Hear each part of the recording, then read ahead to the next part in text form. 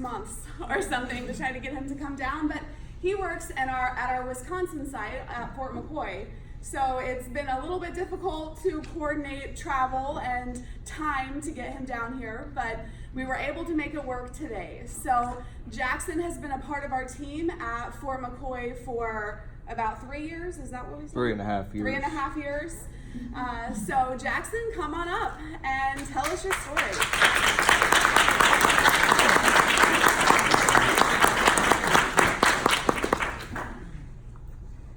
You're welcome to use the podium if you want, but you don't have to.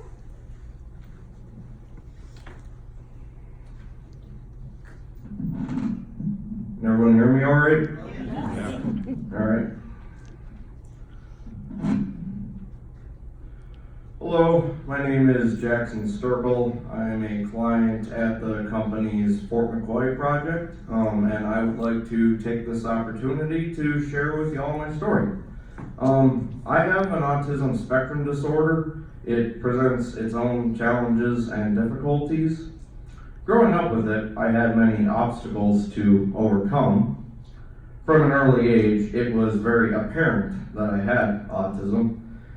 When I was about 18 months of age, I had this thing called a well baby check conducted on me by a pediatrician. According to the results from this well baby check, it was reported that I had some, quote, autistic behaviors. It was at this moment in time that my parents knew that they had a challenge ahead of them raising me, and it was going to take their effort and teamwork to raise me and help me become a functioning adult. I would like to give a shout out to all parents raising children and adults with disabilities. Now let's talk about some of the obstacles autism presented me growing up. I struggled to integrate into social situations a fair bit. I was actually behind some kids in my class socially. But I had a lot of friends growing up who helped me get over that hurdle, and they showed me that even people with autism or disabilities can make friends too. I also had issues with learning how to do basic skills, such as walking and even tying my own shoes. And I also had trouble with adapting to change. If my schedule got messed up for any reason, I would get very upset about it. Autistics like to have a set routine every day, as it provides structure and order in what can be a very confusing world. However, I was intellectually ahead of some kids in my age group and even some adults. For example, when I was younger, my father would oftentimes have me load software onto our desktop computer. My intellectual skills also gave me the chance to appear in 2 spelling bees and an appearance in the Illinois State Geography Bee way back in 8th grade. In the Geography Bee, I placed 14th out of 100 kids, and here's a funny thing. It was also held on, ironically, April 1st, also otherwise known to me as the day autism was made into a fool, if you catch my drift.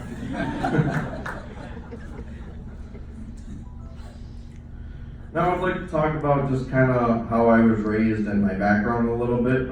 I was raised in a military background, as my father served 20 years in the Air Force. He actually served down here at Scott Air Force Base.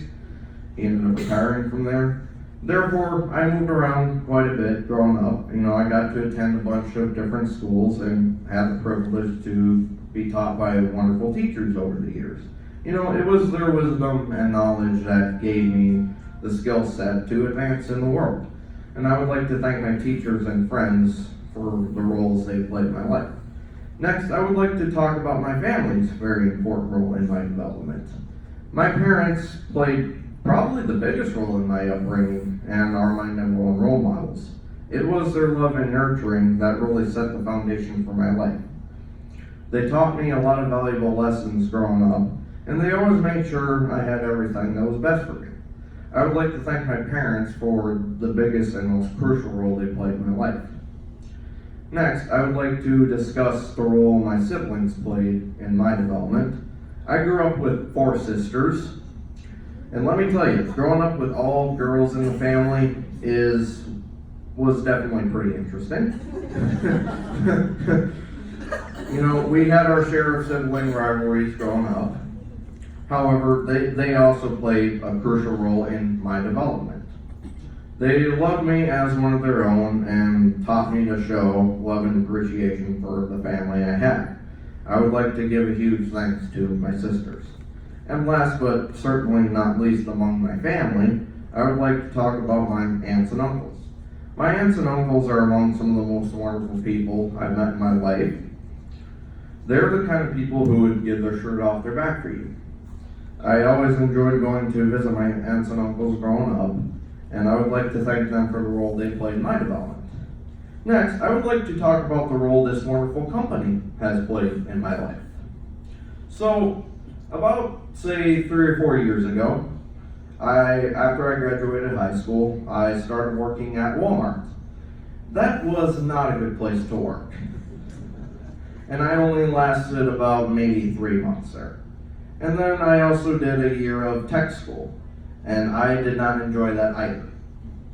It was basically doing the same thing in high school you did, just sitting around in class all day.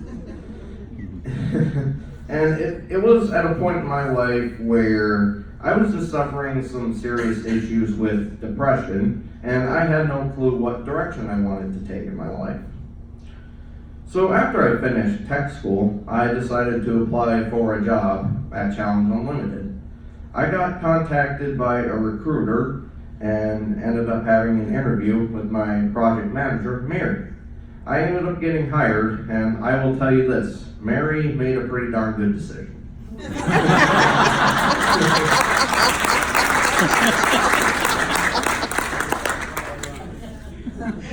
I started at Challenge in May of 2016. The first year I started presenting me a lot of difficult challenges. I struggled with learning how to do the tasks required with custodial work. I even had trouble with something as simple as tying a garbage bag. It took me quite a bit of time to learn how to do the job right. On top of that, I had issues with dealing with coworkers. Some of the coworkers I had were very non-supportive and hostile towards me. Trying to deal with all this had me questioning, how in God's green earth am I ever going to last in the workforce? However, as time went along, I eventually learned all of the tasks, and I became quite good at my job.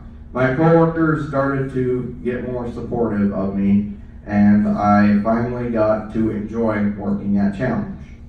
I worked on night shift for a while, and then eventually I switched over to day shift. It was this change that helped set me up for even more success at this company. I have very good relationships with my fellow clients, crew leads, and management on first shift. I am able to do my job efficiently and effectively, and I feel I have good communication with my superiors. And I would like to thank everybody on first shift at my project who helped me integrate into a different environment. Next, I would like to talk about my relationships with my management at Fort McCoy. First off, they don't act like the stereotypical bosses. You know, they're the kind of people I would define as leaders. They understand that they are first and foremost working with people with disabilities. Therefore, they have to have a certain skill set and level of patience, which I feel they present very well. My APM, Mike Stearns, is a very good boss. He's level-headed, easy to get along with, and is always there if there's an issue. My project manager, Mary Hansen, plays arguably the most important role at our project. She takes on quite a bit of responsibility with her job. She has to make sure that we, as a project, are flowing smoothly and performing to the best of our ability. She's the one who attends these meetings all the time. Mary's always looking for ways to make our Fort McCoy project better, and I would like to give a huge thank you to Mary for taking a chance on me and giving me a shot in the workforce. Thank you, Mary.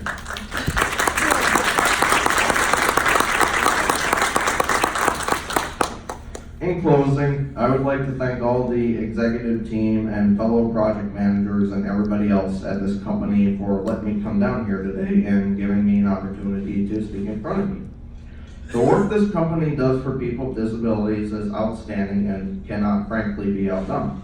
It's because of people like you that I have the skill set to advance along in the workforce. Thank you.